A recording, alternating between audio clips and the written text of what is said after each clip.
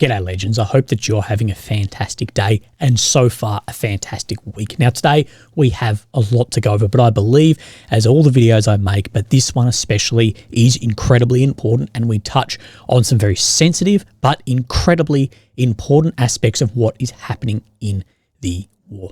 So of course what we're going to talk about, we're going to talk and look at what is happening on the front lines and have a look at the maps and update, because we did miss some updates yesterday due to the map not updating in time. Now, I've heard back from my international lawyer friend about targeting the Crimean Bridge now that Ukraine has said that Russia does not use it for military use. And what is the legal targeting of that? Now, as we know, Ukraine is still saying that that is eventually going to come down. Now, what we need to look at as well is a Ukrainian investigative center who has gone over some 11,000 criminals that are serving within the Ukrainian army, and of course their court cases pushed so then they could be mobilized. The majority of these are from minor crimes, but there are cases of incredibly serious crimes, including a word that I cannot use on YouTube but starts with an R, of a minor, and then this person is now serving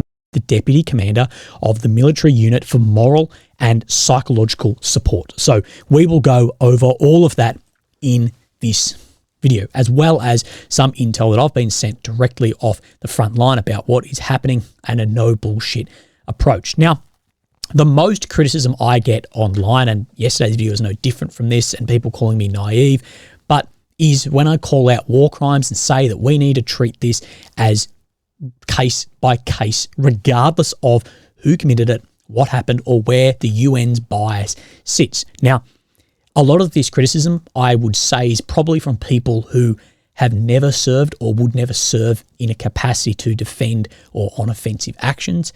But my opinion here is simple, and I'll clear this up. I'm for the lads in the trenches doing the fighting, not for the politicians, not for the economists.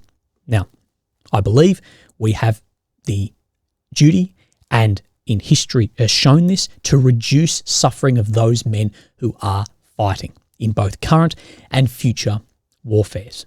And we saw what chemical weapons did in conflicts like World War I, where post this 193 countries banded together to ban chemical weapons, both allies and adversaries. So we've all said this cannot and should not ever be used. Now, if you want to call me naive to warfare, fair enough. But I'll never stop preaching that yes, war is part of the world. And I myself served in the combat cause. I agree that lethal is justified in many cases around the world. But there's also a letter of the law that if we don't maintain legitimacy of that, well, we're on a slippery slope bloody down. Today is May 9th. Of course, Russia will be celebrating Victory Day. Now, Victory Day is when the Soviet Union declared victory over Nazi Germany in World War II.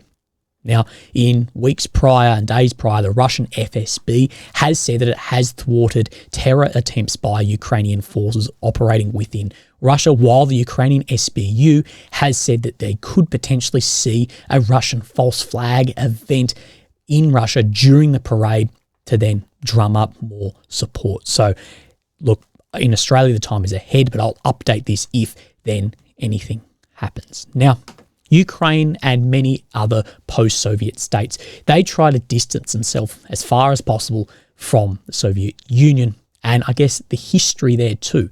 We see the removal of statues, war memorials, but at the end of the day, I believe it needs to be acknowledged that this is part of their history, that the sacrifice the Red Army made to defeat Nazism was unbelievable from all of these areas. Whether you like it or not, history is history. Now, from this book written by Mark B. Smith, I think this sums up this day and the celebrations here. The fight to the death between Nazism and communism was the bloodiest in history. The Soviet side responded with atrocities of its own, but the Red Army veterans and their descendants are entitled to remember their victory as the culmination of a moral struggle with the darkest forces of the 20th century. I think that sums it up well from the Russia anxiety. Now, what we need to do is have a look at the Kerch Strait Bridge, the bridge that connects Russia to then Crimea through here. And it's been a long time target of Ukraine, whether by truck bombs, whether by missiles, whether by drones, whether by drone boats. And we hear more and more that this bridge needs to come down, as well as officials alluding to this bridge coming down. But we have seen over recent days and recent months a lot of talk about the non-military use of this. So on May 6th, the independent investigative group Molfars reported that Russia stopped using the Crimean Bridge to transport military equipment to the front lines and is instead using overland routes in occupied parts of eastern Ukraine. We know Russia has put new train lines through in Rostov-on-Don, Mariupol, Berdyansk, Melitopol down into Crimea. There are new routes in here, as well as on March 25th, the head of the SBU, Vasyl Melyak, has said Russia no longer uses the Crimean Bridge to supply weapons. And we've reported on that as it happened. Now, many people asked me and said, well, Willie, does this mean it is still a legitimate military target or dual-use target? Can that be targeted? Now, I'm not a lawyer, thank God. A good friend of mine is an international war and criminal lawyer. So, here it is. If you'd like to see a full podcast with him breaking down intricacies of this war, both Ukrainian and Russian, and videos of examples, I'll push you to this video over here. Now, the starting point is whether the bridge makes an effective contribution to the military action of the Russians and whether an attack on the bridge offers a definite military advantage to the Ukrainians. The standard of the military advantage is concrete and direct. If the purpose of the attack is to make the Russian civilian leadership make some political decision of benefit to Ukraine or to cause the Russian population to become disenchanted with the Russian political leadership, such an attack would not amount to a definite military advantage. Even effects-based operations, so EBO, with the effect being reduced economic capacity, would be unlawful unless a concrete and direct military advantage can be achieved by the Ukrainian military. That's the case even if the economy contributes to the ability to wage war, which it does. But any advantage is too remote, therefore not direct. So talking about the military advantage, economic advantage that then supplies into war. The question for advice states that Ukraine is not using the bridge for military purposes anymore. In that regard, it cannot be classified as a military objective based on use. Use refers to its current employment by military.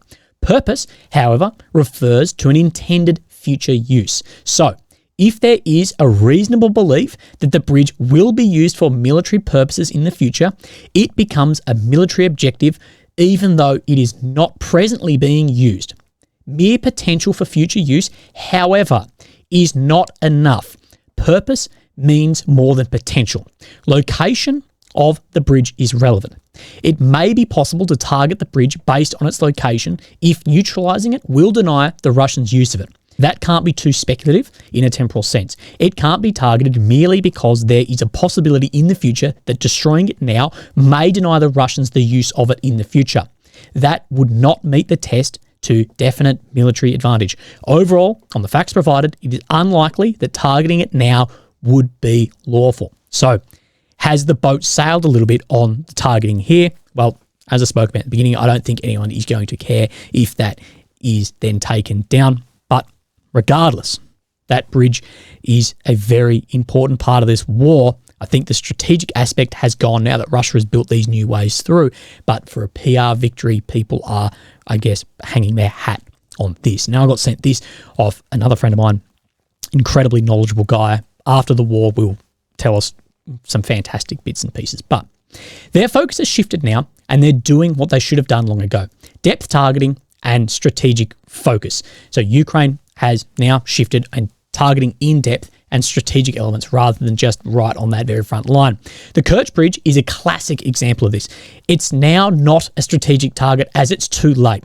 Note, the Yanks, Americans, sent the ATACMS at the same time Russia completed the multi-rail line from Rostov to Crimea. The bridge is no longer needed. If you strike that rail line now, maybe wipe out 100 meters of it, it will take 3 hours to repair it. And he brings up, was this sort of known here? Now, these are from different guys, albeit on Signal. Anyway, I asked him more about like what's going on. And he goes, yeah, good, mate. The faux pas flag waving bullshit does my head in. You know where they tap their own backs. They're full of shit. It's a trickle feed and nothing else. Talking about equipment going in. Also, the F-16 shite. Please point out that an F-16 is nothing more than a vehicle, a taxi. Yet again, like the Leopard, Charlie, Abrams, people are hyping up fuck all. The question should never be when do F-16s arrive. The question should be what ordnance has been supplied with it. I fear it'll be used as a propaganda piece and nothing else, an empty shell. Now, of course, an F-16 can work with ordnance far better and far more streamlined than say a MiG-29, Su-27, whatever. But like he's pointing out here, if that isn't then supplied with it, well, he's saying it is then a vehicle to put missiles in the air. That is what a fighter jet is at the end of the day. It's a vehicle to put ordnance or ISR assets, depending on the type, into the air. But I think he touches on some important points here. Now, before we have a look at the maps, we need to talk about this investigation. Now, we have seen Russia recruit from prisons of hardened criminals who have done horrific things, primarily into Wagner PMC in Bakhmut. Some of these guys who had done horrible atrocities then came out and committed them again. This is not a pro-Russia or a pro-Ukraine thing. This is a pro-people and justice thing.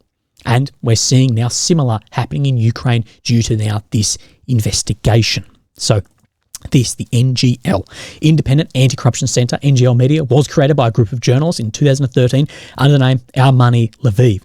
Works with financial support of international donors and readers. I'll point you to their website if you'd like to have a look over this. Now, first bit of criticism I got, Willie, it's pro-Russian to focus on this. Widespread war, horrible stories like this are likely widespread. Don't feed into the algorithm. This is not pro-Russian. This is not Ukrainian. This is justice for victims who have gone under terrible things and what is actually happening here, telling the news. I'm not focused one way or the other. I'm telling the truth as I see it. So, here we go.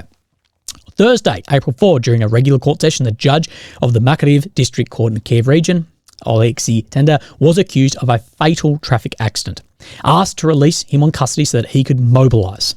Anyway, a letter from ground forces about the readiness to hire him a deputy commander of the company for moral and psychological support. Faces real imprisonment. The consideration of his case would be stopped until demobilization, which we know in Ukraine now there is no demobilization law. A lot of people are pushing for 36 months. Anyway, unknown when it'll be. And during this time, the statute of limitations would probably expire. We know this war is going to go on for a long time. What the statute of limitations is the time frame that the state has to charge you. So I run over someone, they have X amount of years or days or weeks or months, depending on the charge, to charge me. After that, they cannot. So that could then expire and get away with it. However, the court kept him in CISO and continued the examination on merits. Instead, turned out to be a letter from the military suddenly lost its validity and the battalion commander who signed it was removed from his post, saying he was unlucky because of the publicity and media attention to his case. So saying that once it sort of got into the media, then it all fell away.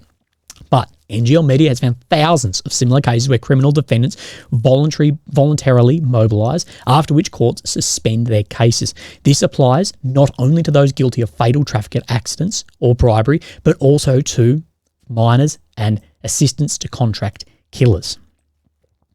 NGL's media analysis of the court register over the years 22-24 shows that the consideration of 11,000 cases was stopped indefinitely due to the mobilisation of the accused. The State Judicial Administration of Ukraine does not keep official statistics of such cases. I think you'd need to keep official statistics of these after the fact, if the statute of limitations is still there, to go, well, come on, let's see if you need to then go to jail. The possibility of stopping court proceedings due to mobilisation is provided under this article on the Criminal Procedure Code. What's called up for military service during mobilisation for a special period, the court suspends legal proceedings against such an accused until he is released from military service, unless that statute of limitations then rolls over.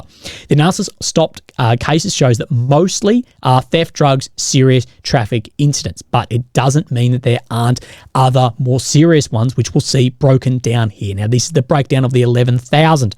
with 766 road accident with victims. Of course, a victim of a road accident can be anywhere from fatal through to minor. Drug trade, which I would say this is more trafficking because we have then purchase of drugs down here, 757, 342. Being arms trade, domestic violence at 200, intentional murder at 185. So this isn't rare. Anyway, let's continue down here. Of course, it cannot be unequivocally stated that all the defendants who mobilised are trying to delay the trial. For some of them, it could be completely natural desire. But saying that I'm 100% sure that there are cases of abuse, and not only in court proceedings that we monitor specifically with judges. There are cases when judges were mobilised to avoid other processes as well. For example, consideration of disciplinary case at the VRP. A recent example is Judge Kolegeva, who was mobilised to suspend consideration of a complaint regarding her drunk driving. The result of consideration of such a complaint may be dismissal. But while the case is suspended, the judge will remain in his status and receive a judge's fee. Therefore, it is a problem not only for court proceedings, but there are many cases where such proceedings are abused. Of course, you're going to have problems when it's not only people who've committed the crime, but then judges as well. The minors became the deputy commander for moral and psychological support. We'll read about that one in a sec. But most of the crimes are minor crimes. In particular, the most accused are theft, where the statute of limitations is short. However, there are cases where the court stops the proceedings on charges of serious crimes. For example, the case of Vladislav Rakovchen is pending in the October District Court in the Mykolaiv region. He is accused of inflicting grievous bodily harm that led to the victim's death. It happened more than 4 years ago. In June 22, Rakovchen became a sanitary marksman of the military cargo escort department of the security platoon. In the same region, the court stopped a case against Timofey the Great, who is accused of aiding and abetting a contract killing that happened almost 10 years ago. Previously, he hid from investigation and was wanted for more than a year. In July 22, he initially went to serve in the voluntary formation of this city territorial community, but the court refused to stop the case because this was not part of the structure of the armed forces. However, already in the following year, the court stopped the case because this was mobilised in the armed forces. So then found another unit and went forward. This is the one which is horrible. Since the beginning of 2019, the case of this of a minor has been heard by the Brovary Court and District Court of the Kiev region. The names of both the defendant and victim are withheld due to the high sensitivity of this information. According to the investigation, the accused, together with a group of accomplices, used physical violence against a minor girl and her, including in an unnatural way. But in May 22, the court stopped the proceedings due to his mobilisation. A special feeling of shame is caused by the fact that he serves not just anyone, but the deputy commander of the military unit for moral and psychological support.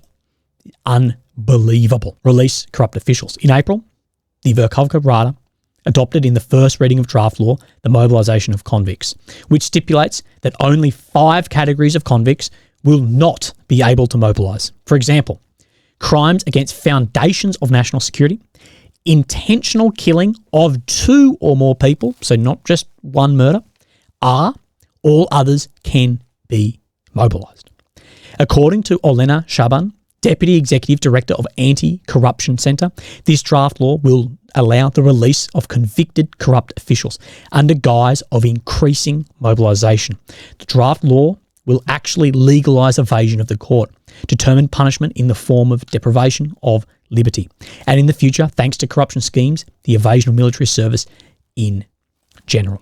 So I know my thoughts on that, and I'd like to know your thoughts on that, but I think that this needs to be sorted out as quickly as possible. What we can see is this is systemic running through the courts, as well as being aided and abetted by officials, corrupt officials, regardless.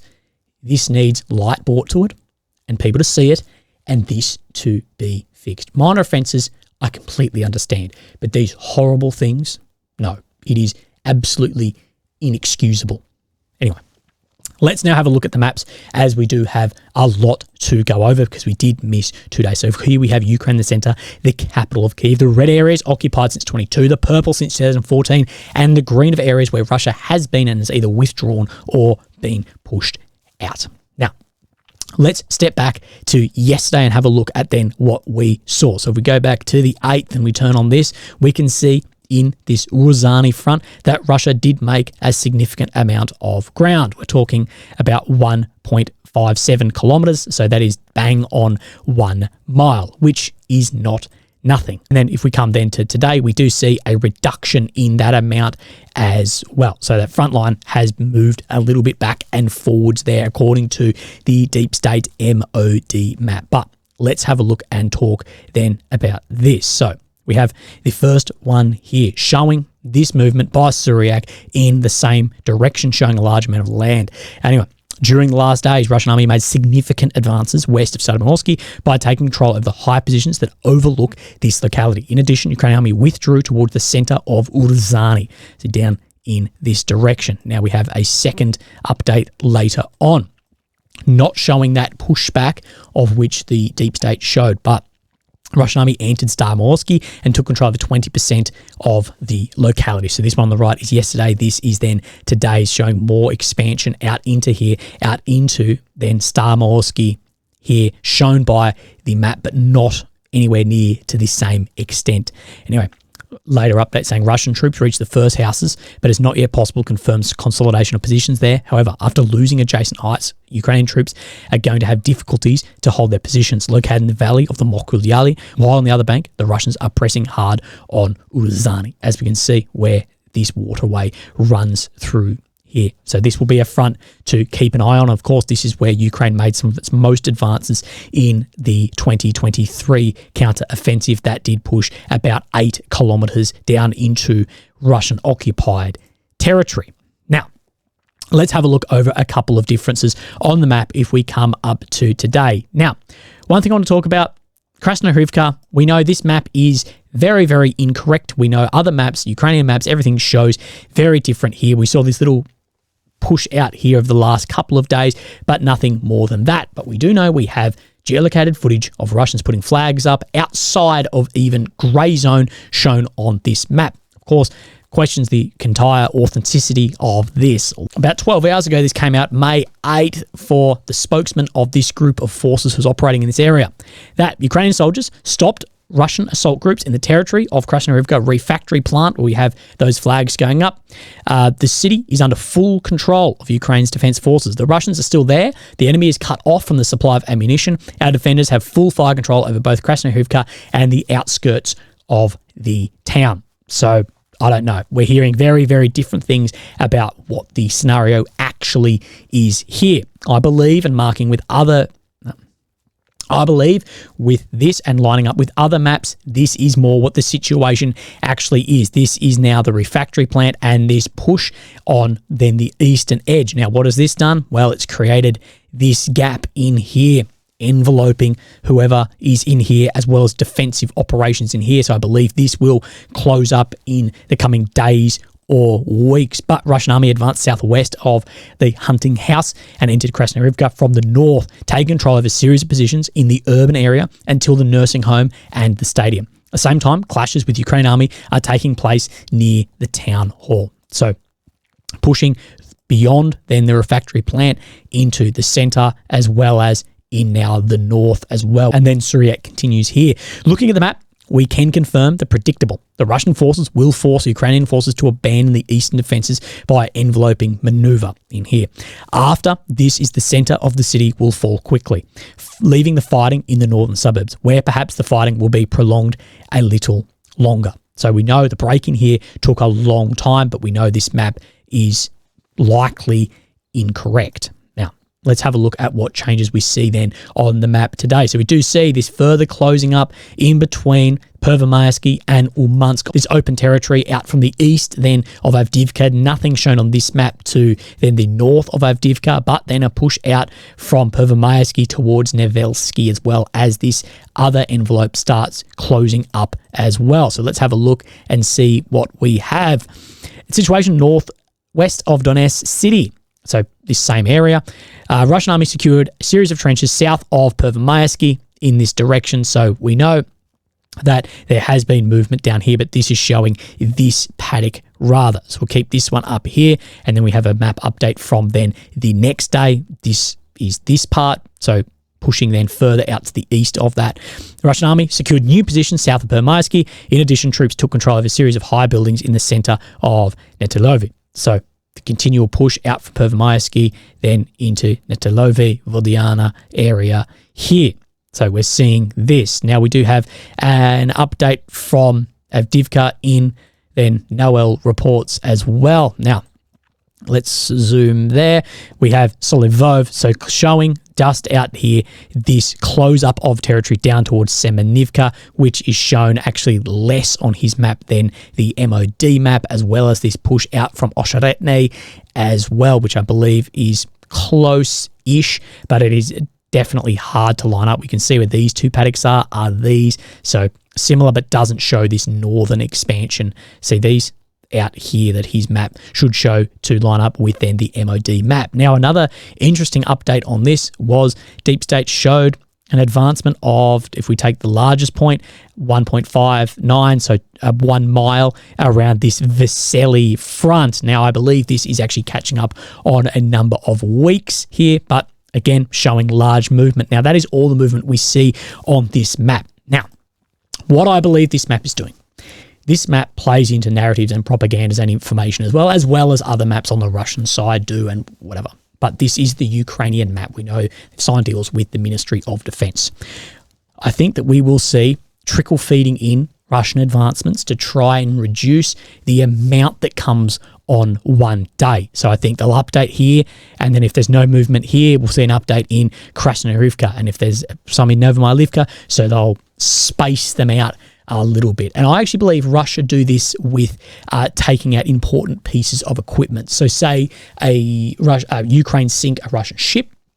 If Russia have footage of them blowing up a HIMARS or a Patriot, they'll release that the day after to reduce the impact of that. You've got to remember that the frontline war is one aspect. The informational war is a whole different aspect to this war, and just as important as movements when it comes to dealing with democratic countries that are supplying the money in to do this. And that's what I'll say more on these criminals who have done serious crimes. If you've done a minor crime, I don't give a shit if someone's in the military. I could not care less. But these serious crimes that could avoid any justice and sentencing, then, and if we're funding this, we need to have a say on how that works. And I'd like to see a journalist who has contacts into embassies, wherever, actually asks these bloody hard questions. I myself have reached out to many ambassadors, whatever. I can't get shit.